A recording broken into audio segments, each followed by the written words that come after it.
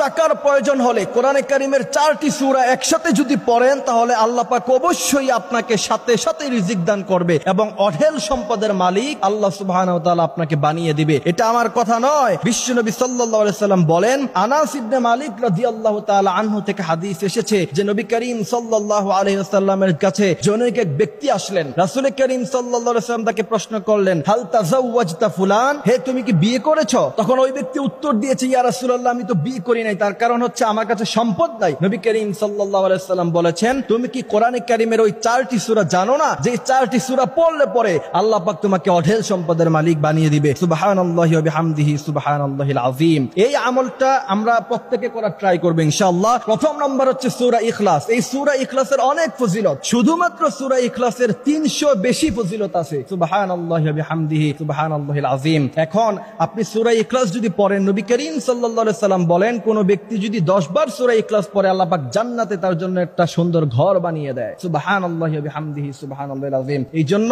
প্রথম নাম্বার হচ্ছে সূরা ইখলাস, এটা আমরা নিয়মিত পড়ব। দ্বিতীয় নাম্বার হচ্ছে সূরা নসর। নবী করিম সাল্লাল্লাহু আলাইহি সাল্লাম বলেছেন, ইদা জা নাসরুল্লাহি ওয়াল ফাতহ ওয়া রাআইতান নাসা ইয়াদখুলুনা ফি দীনিল্লাহি আফওয়াজা ফাসাব্বিহ বিহামদি রাব্বিকা ওয়াস্তাগফির। নবী বলেছেন যে এই সূরাতুন নসর হলো গোটা কোরআনে কারীমের 4 ভাগের 1 ভাগ। সুবহানাল্লাহি ওয়া বিহামদিহি সুবহানাল্লাহিল আযীম। তৃতীয় নাম্বার হচ্ছে সূরা কাফিরুন, কুল ইয়া আইয়ুহাল কাফিরুন লা আ'বুদু মা তা'বুদুন ওয়া লা আনতুম আ'বিদুনা মা আ'বুদ ওয়া লা আনা আ'বিদুম মা আ'বাদতুম ওয়া লা আনতুম আ'বিদুনা মা আ'বুদ লাকুম দীনুকুম ওয়ালিয়া দীন। এবং এই সূরাটা অবশ্যই আমরা শুদ্ধ করে পড়ব, সূরা কাফিরুন। তারপর 4 নাম্বার হচ্ছে সূরাতুল জিলজাল। নবী করিম সাল্লাল্লাহু আলাইহি ওয়াসাল্লাম বলেছেন, সূরাতুল জিলজাল হলো গোটা কোরআনে কারীমের 2 ভাগের 1 ভাগ। সুবহানাল্লাহি ওয়া বিহামদিহি সুবহানাল্লাহিল আযীম। সুতরাং প্রথম নাম্বার হলো সূরা ইখলাস, দ্বিতীয় নাম্বার হলো সূরা নসর, তৃতীয় নাম্বার হলো সূরা কাফিরুন, চতুর্থ নাম্বার হচ্ছে সূরা জিলজাল। প্রথমে আপনি 2 রাকাত সালাতুল হাজাত নামাজ পড়বেন, তারপরে 4টা সূরা একসাথে পড়বেন, এরপরে আস্তাগফিরুল্লাহ রাব্বি মিন কুল্লি যামবি ওয়া আতুবু ইলাইহি লা হাওলা ওয়া লা কুওয়াতা ইল্লা বিল্লাহিল আলিয়্যিল আযীম। দুরূদ ইব্রাহিম পড়বেন অথবা সাল্লাল্লাহু আলাইহি সাল্লাম পড়বেন। তার কারণ হচ্ছে নবী বলেছেন, মান সাল্লা আলাইয়া ওয়াহিদাতান সাল্লাল্লাহু আলাইহি আশারা। কোন ব্যক্তি যদি একবার বিশ্বনবীর উপরে দুরূদ পড়ে,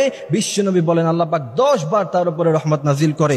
এরপরে যদি আপনি আমলটা করার পরে আল্লাহ পাকের কাছে চাইতে পারেন, আল্লাহ বলেন, ইন্না রাব্বাকা ইয়াবসুতুর রিজকা লিমান ইয়াশা ওয়া ইয়াকদির। আমার কাছে অজস্র আছে, অসংখ্য আছে, তুমি কত চাও আমি আল্লাহ তোমাকে দিয়ে ভরপুর করে দিব। এই জন্য আমরা অবশ্যই এই আমলটি করব ইনশাআল্লাহ। আল্লাহ পাক আমাদেরকে আমলটি করার তৌফিক দান করুক, আমিন।